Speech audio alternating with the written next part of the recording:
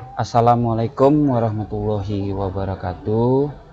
Perkenalkan, kami dari kelompok Mawar Hitam dengan anggota yaitu yang pertama Rahmat Ramadan dengan NIM 1908229, yang kedua Febri Saputra dengan NIM 2008-2007, yang ketiga Diki Zulkarnain dengan NIM 1808-1002, yang keempat Bayu Putra Haryanto dengan NIM 1808-1014, dan yang terakhir Ilham Mulyadi dengan NIM 1908-2023. Baiklah, untuk tidak memperpanjang mukadimah, sesuai dengan arahan dari dosen pengampu yaitu Bapak Heri Ponda, adapun tugas kelompok kita pada siang hari ini yaitu buatlah kelompok yang terdiri dari 3 atau 5 orang dan mencari jurnal yang memuat tentang penelitian JST perspektron.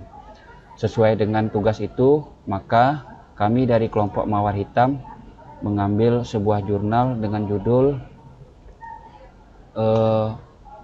Pengenalan Aksara Batak dengan Metode Perspektron yang disusun oleh Frianto Tampunan, berasal dari Teknik Informatika di Universitas Potensi Utama. Oke, lanjut. Dalam pemaparan presentasi ini kami membagi menjadi 3 session. Yang pertama akan dibacakan oleh saudara Bayu Putra Haryanto, dan yang kedua akan dibacakan oleh Diki Zulkarnain, yang ketiga dibacakan oleh Febri Saputra, dan yang terakhir akan dibacakan oleh Ilham Mulyadi.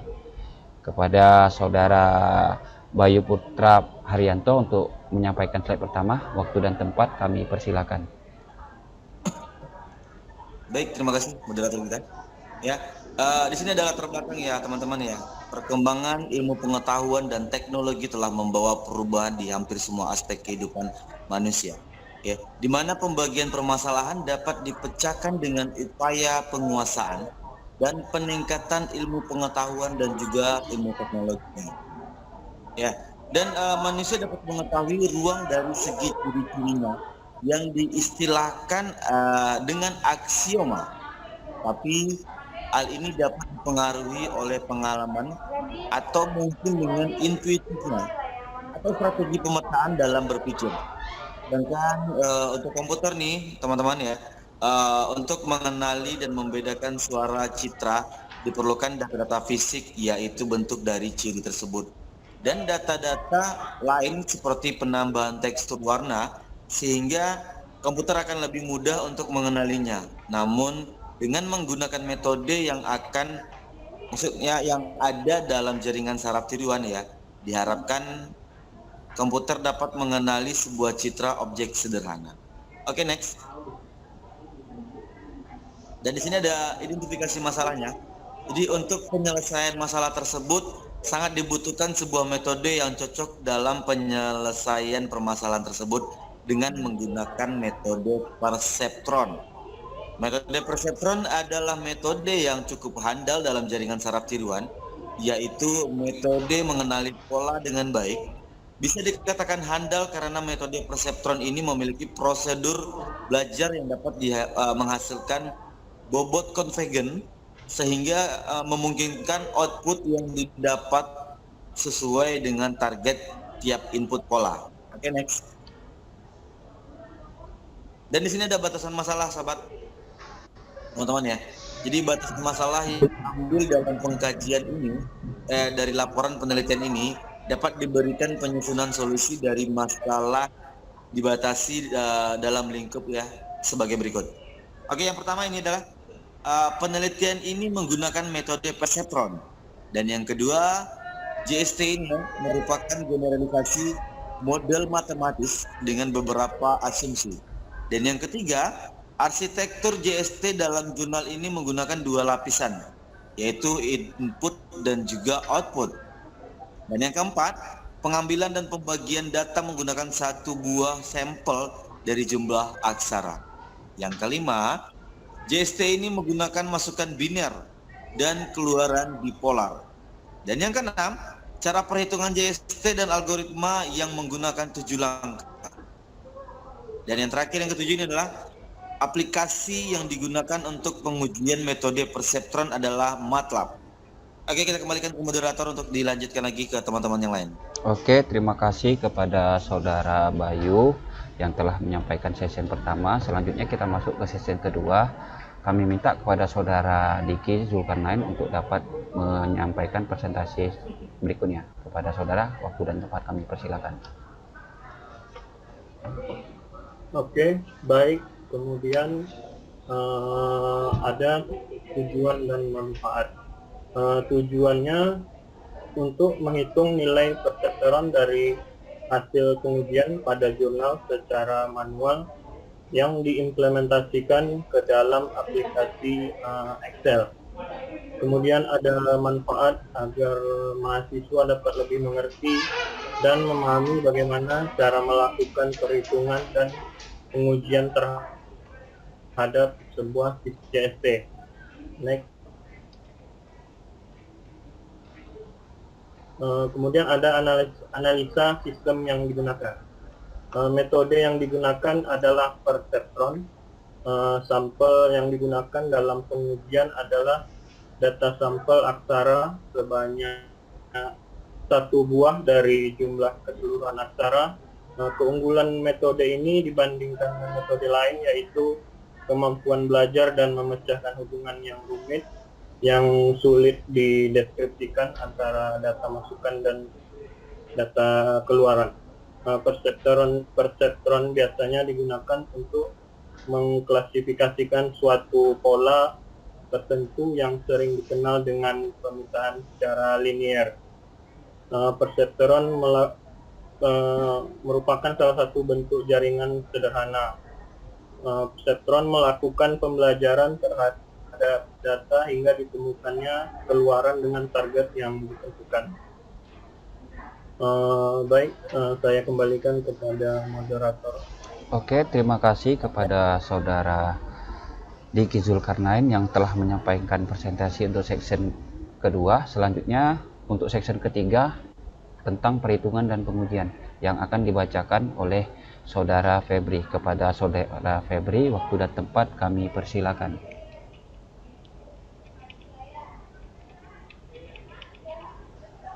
Baiklah, untuk melakukan perhitungan didapat dari jurnal kami dapat beberapa data, yaitu pertama data alfa dengan nilai 0,8 dan data threshold 0,5. Untuk nilai W1, W2 dan biasnya yaitu nilai awalnya yaitu 0 dan target dengan nilai 1, min 1, min 1, min 1. Untuk efforts pertama, data pertama kami menghitung pertama untuk nilai Y-in-nya sama dengan bias ditambah X sigma X kali W. Biasnya sama dengan 0 ditambah X1-nya 1 dikali W1-nya 0. Maka 0 ditambah X2-nya 1 dikali 0 sama dengan 0. Maka nilai untuk bias Y-in pertama untuk data pertama yaitu 0. Maka F-net-nya sama dengan 0. Karena Y-in tidak sama dengan target, maka dilakukan perhitungan untuk delta W1, delta W2, dan delta biasnya. Untuk delta W1 didapat dari alfa dikali X1 kali T, alfanya 0,8 dikali 1 dikali 1. Untuk delta W1 sama dengan 0,8. Untuk delta W2-nya didapat dari alfa kali X2 kali T. Untuk alfanya 0,8 dikali X2-nya 1 dikali 1 sama dengan 0,8. Untuk delta biasnya didapat dari alfa dikali T, alfanya 0,8 dikali 1, maka delta biasnya 0,8. Maka didapat untuk W1 baru didapat dari W lama ditambah delta W1. Maka W1 barunya didapat dari W lama sama 0 sama dengan 0 ditambah delta W1 0,8. Maka W1 barunya 0,8. Untuk W2 didapat dari W lama ditambah delta W2.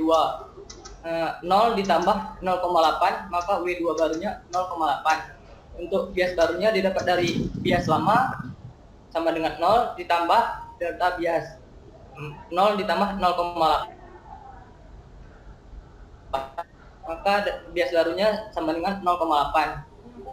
Dilanjutkan untuk data keduanya, dihitung pertama yaitu Y-in-nya seperti biasa bias ditambah sigma X kali W bias lamanya tidak bias dari data pertama yaitu 0,8 ditambah x1 1 dikali kali W1-nya 0,8 ditambah x2-nya 0 dikali W2-nya 0,8, maka untuk Y-in-nya sama dengan 0,8 ditambah 0,8 sama dengan 1,6.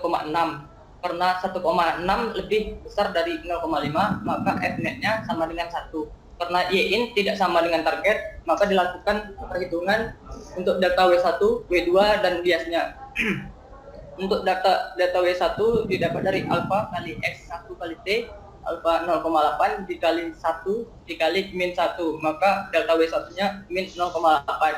Untuk delta W2 didapat dari alfa dikali X2 kali T, alfanya 0,8 dikali X2-nya sama dengan 0, maka dipastikan untuk delta W2-nya sama dengan 0. Begitu juga untuk delta biasnya didapat dari alfa kali T, 0,8 dikali min 1 sama dengan min 0,8. Didapat W1 barunya dari W lama ditambah delta W1, 0,8 ditambah min 0,8, maka W1 barunya sama dengan 0.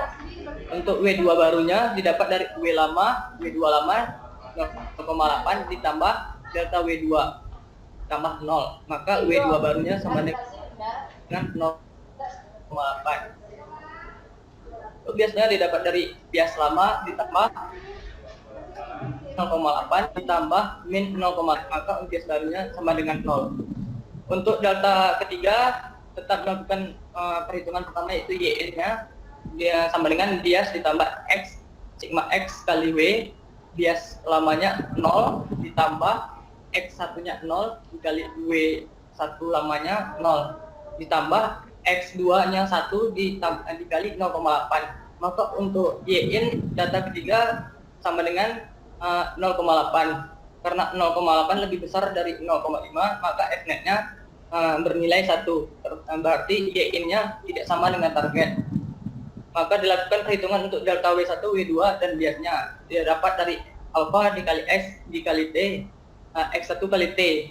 Untuk delta W1 alfa dikali alfanya 0,8 dikali 0 dikali 1, maka nilai delta W1 sama dengan 0. Untuk delta W2-nya didapat dari alfa dikali 1 dikali min 1, maka didapat delta W2-nya min 0,8. Untuk delta biasnya didapat dari alfa dikali T, alfa min 0,8 dikali min 1, maka delta biasnya min 0,8. Didapat W1 barunya didapat dari W1 lama yaitu 0 ditambah delta W1, 0 tambah 0 sama dengan 0. Untuk W2 barunya didapat dari W2 lama yaitu 0,8 ditambah delta W2 min 0,8, maka untuk W2 barunya sama dengan 0. Untuk bias barunya didapat dari bias lama 0 ditambah min 0, delta bias min 0,8, maka untuk bias barunya min 0,8.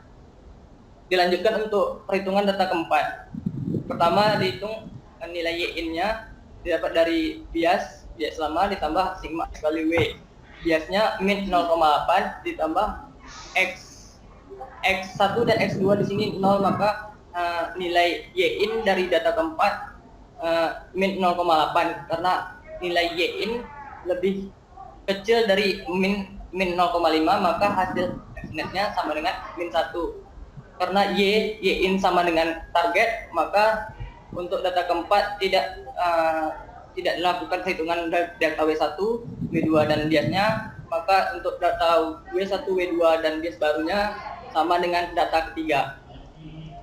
Untuk effort selanjutnya, effort kedua sampai kami mendapatkan sampai hingga effort 10. Tetap melakukan perhitungan jika Y-in-nya tidak sama dengan target. Tetap melakukan perhitungan delta W1.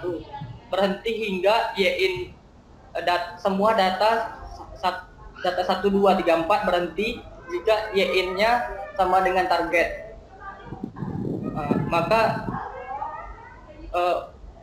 Maka perhitungan dihentikan sampai ke effort 10.